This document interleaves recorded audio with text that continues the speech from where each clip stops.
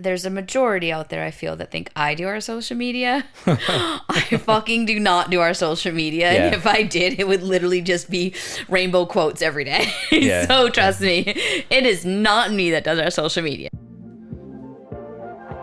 What's up, everyone? Welcome back to the show.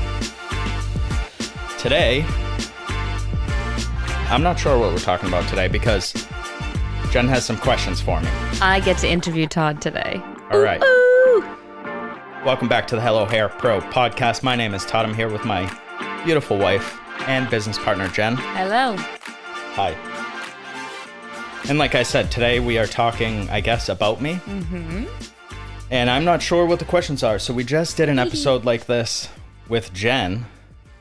1 or 2 episodes ago. I don't know how these will come out. It might have been last episode. Who knows? Before we jump into that, I want to mention that this episode is brought to you by our friends at Ping Pong Design and Marketing. If you want to love your website again, or if you need a new website, reach out to Chris and his team at Ping Pong Design and Marketing. Not just for hair pros, but the entire health, beauty, and fitness industries. That's Ping Pong can help. So, check it out. Definitely. If you need a website, like I mentioned, a marketing campaign that informs and converts, if you need help with your pay-per-click ads, any of that stuff, anything you can think of digital, Ping Pong has your back, and they have our audience's back because they have a special discount on any website or digital marketing campaign. Check out the show notes and reach out today. Do it. And that's all I got because I don't know where we're going. So here we go. Okay. Got my water over here. I can't say I'm the most organized person with my notes. If you didn't know, Todd runs all of the show notes for the podcast, and I just kind of interject, and I'm really good at talking. But I do have a list of questions, and I did get organized, and I did prep for this. So the first one I'm going to ask you, and I'm so curious to hear this, but I have had a few people ask me this same question. So about me? About us. Oh, okay. I'm going to start with us.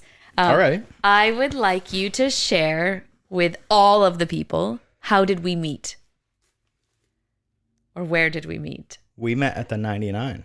Yeah, the restaurant in Seabrook. Yeah, we met at the 99. I told someone the other day that, and they were like, wait, what? In Seabrook, New Hampshire. So I'm from originally Seabrook. My family is from Massachusetts, sort of Boston area, Chelsea.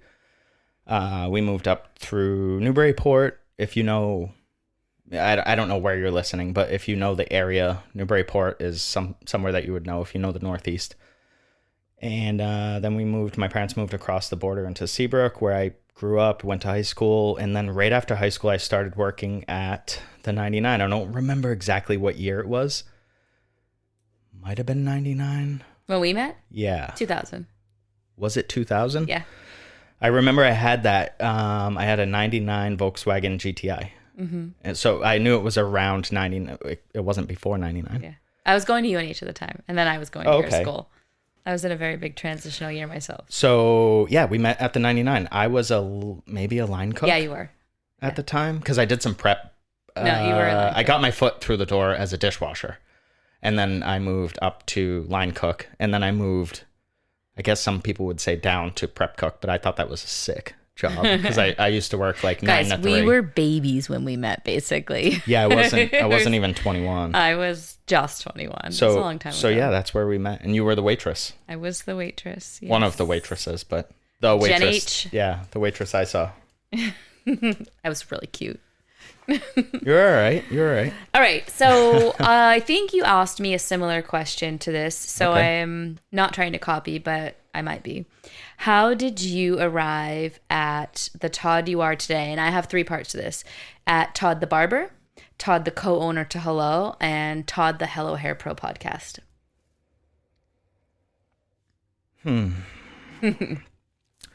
So Todd the Barber and Todd the owner of Hello Hair, sort of similar. Agreed. I knew, so I had closed my gym and I knew that I wanted to work with my wife. That was one of my goals. I wanted to create something. And after closing my gym, it became clear that I needed a new job. Right? There's that. So I a salon shop was a natural progression. Barbering was maybe my second choice, to be honest, which ended up being something that I love. Now, I don't know that if I had gone through the Cosmo route, like the traditional hairdresser, that I would have loved it or not. I don't know, because you don't know. I can only base it off of the information I have. But I had talked to a few people and I was like, I think I could be a hairdresser. I think I could go to school and learn this. Why not? And then we were at an event in Boston. Is this where you wanted me to go with this? I didn't know where you were going to go. Okay. I was just open to it. So it's fun with me talking loud. I've got this cough, so I apologize. It's not COVID. So... Well, you can't catch COVID through a microphone anyway. No, you can't. So even I if can it get closer. was, it doesn't I don't know matter. why you just told me that. What the fuck are we talking about? So we were at an event and a couple of people had said, like, you should do hair. And I was like, whatever. Every fucking person here besides me does hair. So obviously they're going to try to get me into their cult. So I met this woman. She worked for one of the brands. And she said, Todd, I think you walked up to her first. Yeah. And you were like, hey, how are you? And she was like, great. Todd, do you do hair? And I was like, ooh, you just got sidestepped, Jen. I said no. And she said, you will. And I was like, whoa, okay, aggressive. And then she said, I'm a barber, by trade. I'm a licensed barber. And I just assumed everyone there was hairdresser, hairstylist, whatever you want to call yourself, cosmetologist. I don't give a shit. Guys aren't as cool as us. I get a razor. Hair pro. On the drive home, so where we live to Boston is about 45 minutes to, I'll say an hour. It never takes an hour. About 45 minutes to an hour. In that time, we created our concept for What Hello. So that was about, now I'm not saying do that. But we had some ideas, but we created that concept in about probably a 30-minute conversation. And then I signed up for barber school. What was the third part you wanted to know? Hello Hair Pro podcast. How did that come about? Yeah. So at my gym, I had a podcast. I really, really, really enjoyed it. And I tried to help you a little, but I wasn't into the gym world like that. Yeah, no, it was fine. It was fun. I think I committed to either 10 or 15 episodes, something like that. It was small, and I was like, I'll do a season. It was hard. I didn't know what I was doing. I was scrambling because it was just me, like you just said. I didn't have someone else. So some episodes were just me talking about stuff, and I didn't enjoy that as much as I thought I would.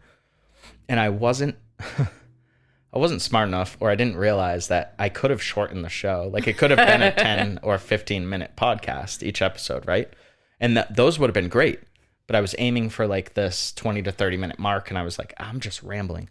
So then I was working on getting guests, and I did okay with guests for a while, but nothing ever works out 100%. Even I'm married and live with my co-host now, and it doesn't work out 100%. So it was very difficult. So I gave up on it after my initial, personal commitment to myself. I don't think you were enjoying it either as much as you thought you were going to. If I can remember correctly, it was a while ago. No, I didn't know how to look at it. I didn't know how to approach it. I didn't know how to read into any of the metrics or anything. And I just assumed I was talking out into the, dead internet. Mm-hmm. And so I ended the show. Just dropped it after the whatever episode. And then I would bump into people and they were like, hey man, why'd you end your podcast? I was liking that. And I was like, fuck. When I told you comment, you didn't. So that would have helped. Yeah, I would have at least known someone out there was listening. So I got that a handful of times and I was like, damn it, people were listening. Because for every one person that reaches out to tell you something, there are probably 100 behind that, Right. For everyone, I always say that, for every one person that has the guts to ask you a question, there are 500 that want the answer. Yeah, for sure. I don't remember exactly when it was, But I was posting some stuff, really, really short form content on Instagram. And I had someone reach out, a barber, Jay is his name, actually. Oh, I know. He came in and hung out with us one day. Yes. And so one day Jay had reached out and he said, "Hey, man, you should do a vlog. I'm enjoying your content. You should do a vlog." So you were sitting on the deck, I think, with the kids, and I was inside. I got the message and I walked out on the deck and I said, "Hey, there's some interest in a vlog." And you were like, "What's a vlog?" And I was like, "It's like a podcast, but I'll like on." I thought you were going to be like Marley was like, "I'll tell you all about it." Yeah, he probably did. No, he was probably sitting inside on the stairs playing on his iPad. So we went from there. I got the kit that we needed. We did a little bit of research. We came up with our concept and we ordered everything. Everything came in. I think that's it. And here we are. Okay. I don't know if I missed anything there. It's kind of a blur to me. So it's funny. What are we on? Here. Episode 35-ish? Yeah, something like that. So it's crazy. So it was almost like more than 6 months ago. Yeah. And yeah, so here we are. And little teaser, I might have a second show coming out soon. Ooh.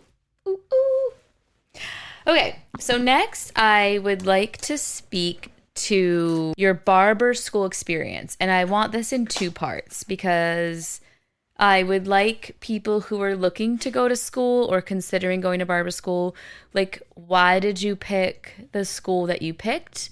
And how did you go through that process? And your 2 parts. What are your thoughts are in continuing school? So I'm a cosmetologist and I want to do barbering. Like, should I go to school for that? Those are 2 big questions. Sorry. Okay, so my school, I went to New England School of Barbering in Concord, and I loved it. It was amazing. Okay. I pick on a lot of stuff about school because I pick on a lot of stuff about everything. Mm-hmm. So you consistently pick. It's great. If you ever hear me picking on school, I probably picked on your school too. It's not just my school. I pick on every school. I pick on everything. How I chose them, I didn't. So I didn't know, and I was brand new to this. Mm-hmm. I had no clue.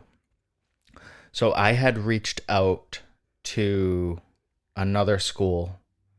I don't even remember who they were. Local box school, we'll call them. And they said, I called on the phone, got someone. I think this was after emailing and never hearing back. I called, finally got someone, and said, "I'd like to talk to someone about your barber program. Do I just show up for a tour? Do I schedule a tour? What do I have to do?" And they said, "We don't have a barber program." And I said, "I know someone that graduated your barber program, so." Funny. So there's that, right? Now, I hang up because there's nothing they can do for me. I guess this school does this where they have a barber program and then they don't for a while and whatever. I don't really care. New England School of Barbering was the next school that I called. They picked up the phone and they were like, "We'd love to have you come in for a tour. When do you want to come? Want to come on Monday?" They just made it easy. They just told me what to do.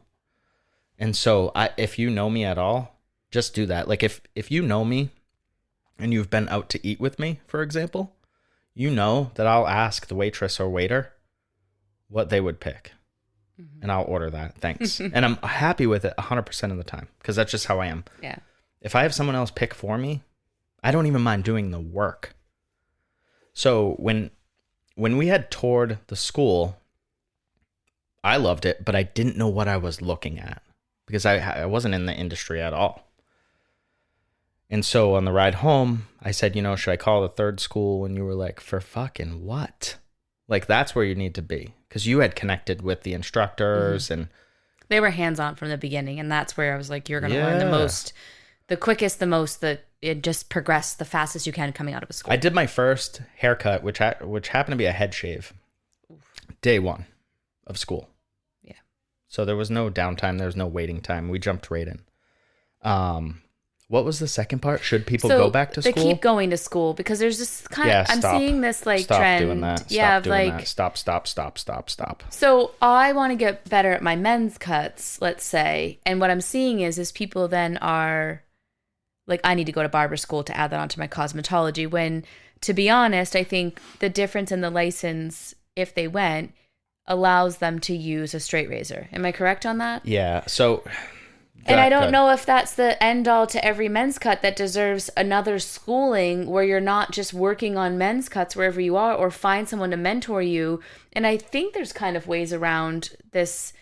Maybe not for the next shave, but maybe if you have a barber that could finish the haircut, whatever. But I just don't understand the going to school to be a barber, and it's just that you just get another, the tool becomes, I guess, what's most important out of that. All right. So and the barber pole. I mean, that's kind of cool too, but. So.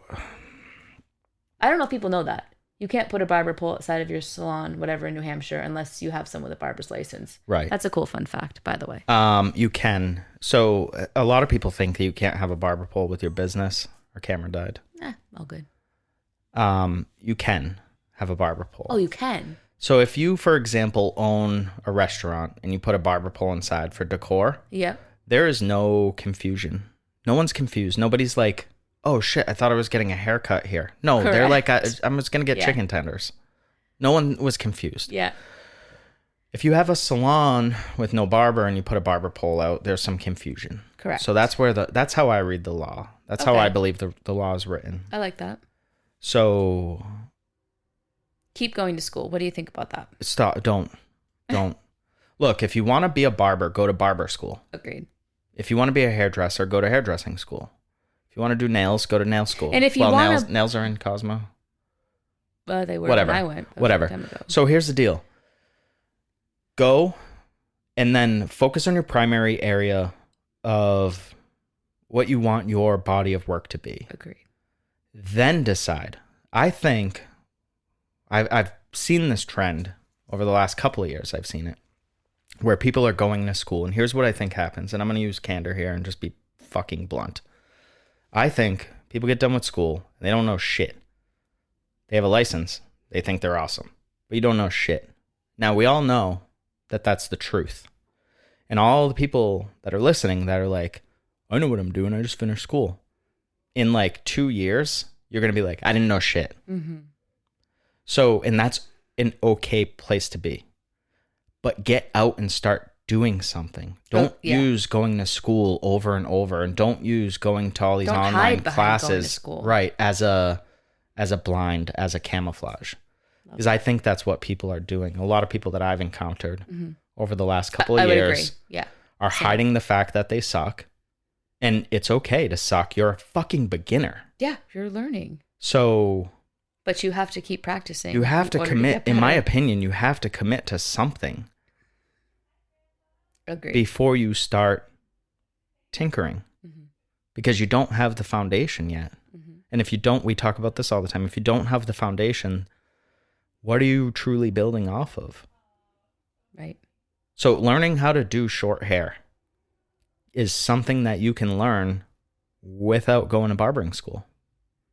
And you don't need any crazy, 30-year in barbers to do that. You just need somebody that is one step ahead of you to teach you what they know. Mm-hmm. And we've talked about this a lot too.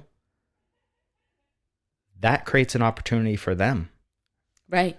Create a mentor for yourself. Yeah. If you know somebody that's really great at short hair, for example, you're a hairdresser, and you want to work on your barbering skills. You want to work on that fading and whatever.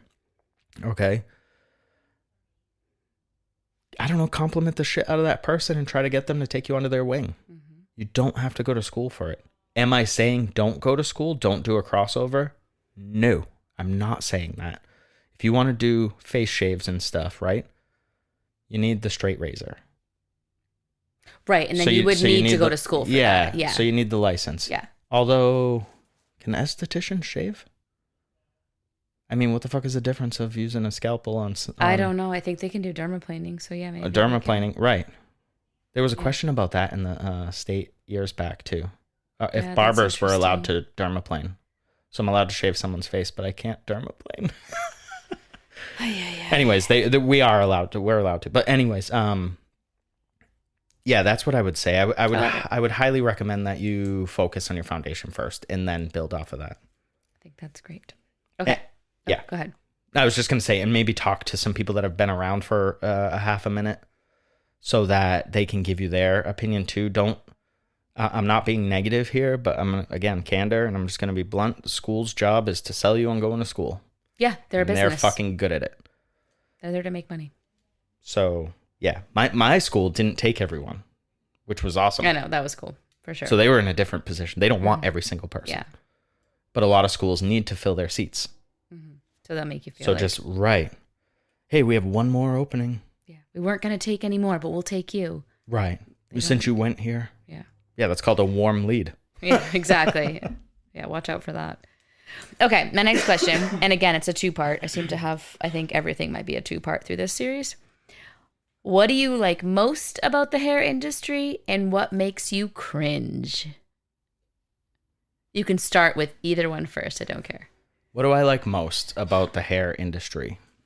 Mm-hmm. The thing that drew me in originally was the people. Cool. And the people are cool. It was the people. Like, I constantly meet cool fucking people. Yeah. I just reached out to someone to write an article about this person's Instagram page that I found some inspiration in. Mm-hmm. And he was the coolest guy ever. He's like, I'm happy to help. What do you need? Wicked cool. And I've had other people that I've met through social media, just barbers that we had. Shout out Steve.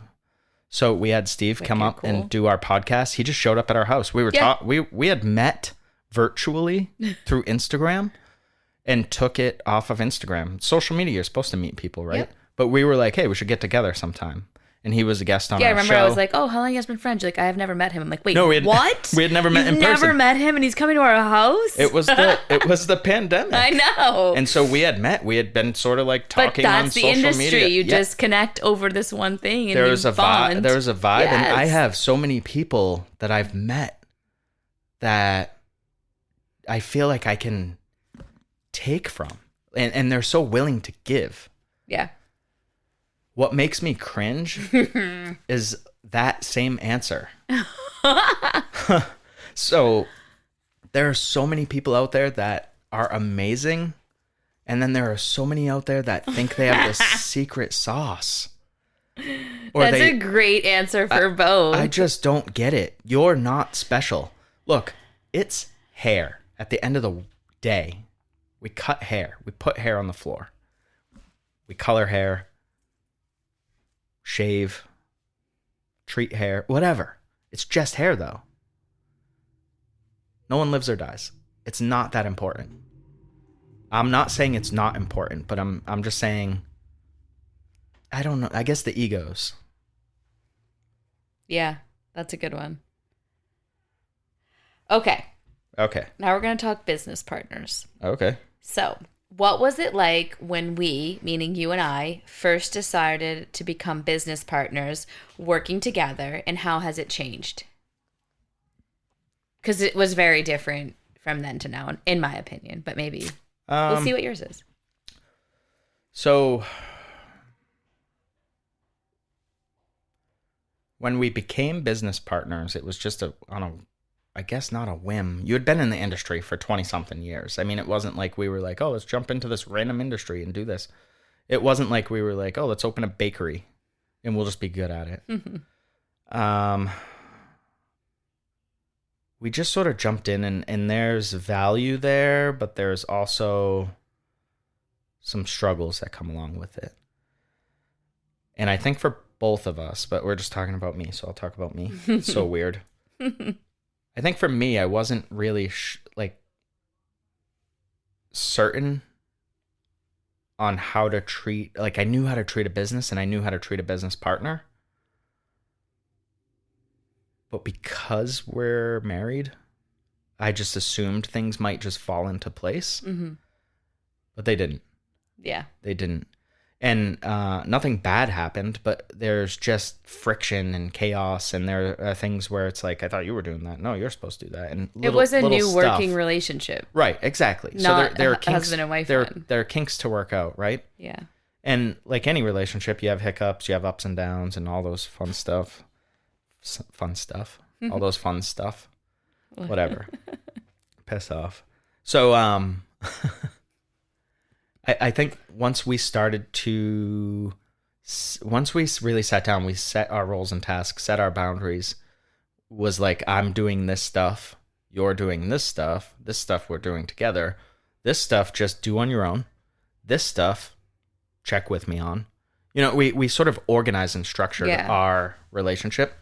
And I don't want to say things were bad, but things are way better than they were. Way better, yeah. So, like, I don't think our just a working relationship was ever not good. It was just young. Yeah, that's a great way to put it. I love that. So, what do you like most about working with your wife, me, and what do you struggle with? What do I like most? I look at you as a mentor this thing is creaky. It is. I look at you as a mentor in the industry because you've been doing it for so long. And I know we do two different things. I know I do short hair and you don't. And not that you don't, not that you can't, but it's just not your jam. Mm-hmm. You don't specialize in it. So watching you work is very inspiring. Thanks. Because I always like to watch people. You're welcome. I always like to watch people that have an enthusiasm and an excitement, because that I believe enthusiasm and excitement are fucking contagious. Like, I was just talking to someone else about this recently. Is if I go into an area, a room, whatever, and someone is so excited about what they're doing, I get excited about it. And it could just be my personality. Maybe other people are like, I don't care about this. I'm never gonna do this. Even if it's something I'm never gonna do. Like, I could watch, like, who knows, something on TV, like a guy sculpting with a fucking chainsaw, a piece of wood. I'm never gonna do that. But watching someone be that excited, crafting something, is just very inspiring. I also really enjoy watching you work with our staff. That's something that I learn a lot from as well, because I like to be a leader. I like to educate people. I like to pass on knowledge, and picking up little things that you do to get your points across to people helps me a lot.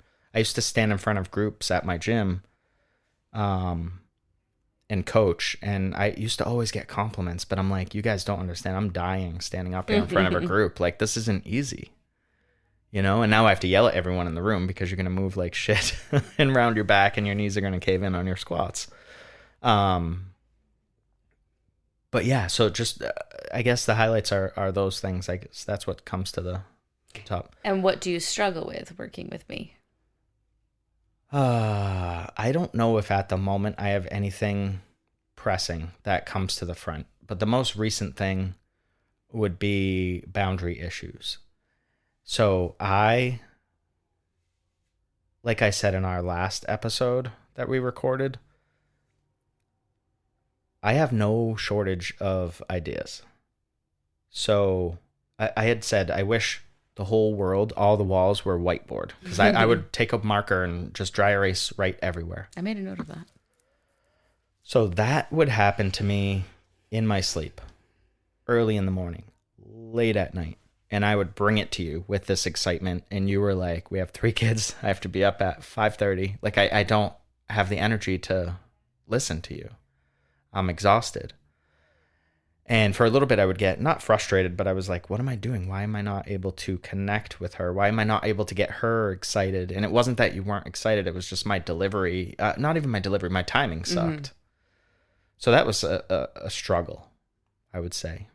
Currently, I don't know if there's anything. I'm sure something will come up. Don't think this is unicorns and rainbows. It's not fucking unicorns. No, I think we've gotten really good at learning how to communicate on another level with the business, and that's why I would agree. I don't think currently there's much, but we're vibing very well right now, which is really we're at a place where we can put everything into the basket it needs to go in and know that it's handled when it needs to be handled. There's no really chaos at the moment. Yeah, which is nice. Mm-hmm. Okay, so my next topic is social media. All right. And let's do it. Let the healing begin. I guess, your opinion. So say I'm a stylist and I'm coming to you and I want to use social media to build my brand or to bring in new clients. What do you think my social media should look like? Because I think this is a thing, right? And it's one that really gets you going. People want to use their social... If you want to use your social media just to do social media, you go nuts. But if you're using it to build your brand or to bring in clients, your social media should look very different than the social media of the person that's using it just to make theirs look pretty. Correct? Yeah, maybe. So I don't want to tell anyone what to do. Unless I said opinion. I know, okay. Unless someone pays me to tell them what to do, I don't want to tell anyone what to do. So let's go on the assumption that somebody's trying to build their clientele. Okay. Is that what? I love that one. Yep. Okay. Yes, that was there. So now if you go look at our accounts, none of them are like soaring astronomical numbers, but we get good engagement. Yes. So we have a lot of people reach out behind the scenes. Sometimes we have people reach out behind the scenes. Like I get job offers. Mm-hmm. Okay, so based on our social media, and we don't have tens of thousands of followers. Oh, P.S. A lot of people think there's a majority out there, I feel, that think I do our social media. I fucking do not do our social media. Yeah. And if I did, it would literally just be rainbow quotes every day. Yeah. So trust me, it is not me that does our social media. That's a P.S. So with social media, I think what's important is you need to define what your goal is overall. And then from there are a couple steps, in my opinion, that you should take. One of them is that you need to decide what you're doing. And that's your offering. Like, what services do you want to do? Because if you, for example, you want to do skin fades, but you're posting, you know, rainbow hair, what the fuck are you doing? Yeah. It's very mixed confusing. Messages. Yeah. Agreed. So I think you need to figure out sort of what, and don't write everything. Jesus Christ. You don't do everything. There's got to be something you love to do. Yeah, you can't be good at everything. Sorry. So I think you need to decide what your offering is. So that would be like your what. Then I need you to figure out who. So like, who are you talking to? Who is your offer for? Whose problems or daily struggles are you trying to solve? And then from there, I think you can dive in deeper. We can go as deep as you want or not, of how to create content based on that. But I would just, in a nutshell, explain to people how you solve their problems, how you make their lives easier. Agreed. And put some thought into it. So I have an article that I'm working on right now, and like a lot of people post these, decent photos. A lot of social media is the back of a head in the hair industry, right? Yep. It's the back of a head with an arbitrary quote or caption. It's not even a caption. It's not even a chicken quote. Parm. It's just, if you watch my social media stories, yeah, you'll see me making fun of the shit all the time. But so if you just post a picture, so you color someone's hair and it's sort of purplish and you're like, grape soda. How the fuck does that get me? I don't know what that means. As a potential client, you want me to decipher what the fuck grape soda means? I don't even know if the person is happy with their hair because you won't show their face. Right. So, yeah. Stay tuned. I get that article coming out soon. And then one thing that you do always say at the end of your social media post or somewhere in that is like the call to action. Like, what do you want me to do with that, right? Like, sure. Because that's important too. So be clear and give somebody one thing that you want them to do. Call, email, click the link in my bio. Yes. Not all of those. People don't need more choices; they need less choices. When you look at Agreed. when you look at consumerism and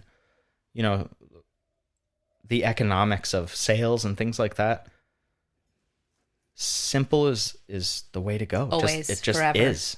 Just is. I know everyone wants to dive in. Well, I can do all these things. This goes back to, I've had conversations with people. I meet people, and one of the questions you ask when we sort of interview chat with people is like, what are you What would you say you're the best at? Well, I love lived-in looks. I do a lot of blonding. Definitely any vivids. Color corrections are my jam. I'm a beast with clippers. Totally awesome with foiling. 90s inspired styles are coming back. That's right up my alley. I know you're fucking lying. Yeah, it's too much. You can stop now. So I think just simplifying things, and I'm not saying post the same shit and do the same shit every day, but I'm kind of saying that. Yeah. Because not everyone's seeing your feed every day anyways. Nope. Even the people that follow you, they don't see it every day. They don't see your stuff every day. They don't.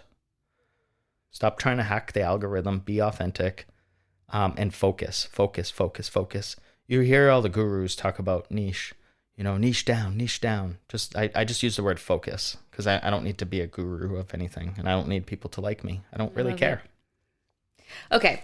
3 fun, wicked fucking random questions. What's your favorite color? Why are you asking me random color? Because you literally know I hate this sort of stuff. It's fun. I listen to podcasts that are like rapid fire. Hey, I'm in charge. What's your favorite color? Ugh. What are we talking about? I don't care. Motorcycles? What's your favorite color? Money? Green? I don't know. I don't know if I have a favorite color. This is fun. Pick a color. Everybody wants to know. I don't know. I don't know if it's to do with the salon, but I've been into yellow lately. All right. I love it. Thank you. Yeah. I don't know what anyone gets. We just try to bring value when we create our show, and I don't know what anybody along. Gets. You let me be in charge. Play along. Oh, yeah. Beverage of choice in the morning. Water. Okay. Love that. And what did you want to be? What did you want to be when you were younger, when you grew up? Chef.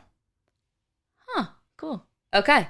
So to finish up this awesome podcast, thanks for playing along, Todd. I know those questions are not your vibe. They are for me, and I love them. Not at all. So what new things do you have going on that we should be looking out for? You've got some cool shit happening behind the scenes that I don't think anybody knows about, and I would like you to take a few minutes to fucking tell the world this cool shit that's going on. What do I have going on? You've got some freelance stuff. It's really cool. I have started Look for some of your work out there. I have started doing some freelance work with the sponsor of the show, Ping Pong. I started writing blogs for them. Mm-hmm. I took over their social media, which includes, what do? We do Facebook, Instagram, Twitter, Pinterest, LinkedIn, Google My Business, YouTube in the future. I am building out... with Chris, the founder of Ping Pong, a podcast. So cool. And we're not there yet, so I don't have a whole lot to share, but it will be focused on, marketing and that sort of stuff. I can't wait. And I started getting back into, when I was at my gym, I used to write a lot. And I mean, every day, multiple times a day. And I published maybe... I don't know, 2% of what I wrote, but I wrote a lot of words. So I want to get back into writing, and I started, I guess, a series, and I'm not even 100% sure, but I called it the snapshot stories. And the reason I chose that is because, when you look at someone through a snapshot or through a photograph, you might be able to get a lot out of that moment, a very precise moment in time, but it's not their whole story. It's just literally that snapshot. So it's like when you find an old photo, and I don't know if this has ever happened to someone. You find an old photo, or you see something on social media where someone else finds an old photo, and I'm like, I saw one earlier on Instagram. Oh, yeah. It was like a cowboy from the turn of the century, and I was like, super cool. I wonder what was happening in that person's life.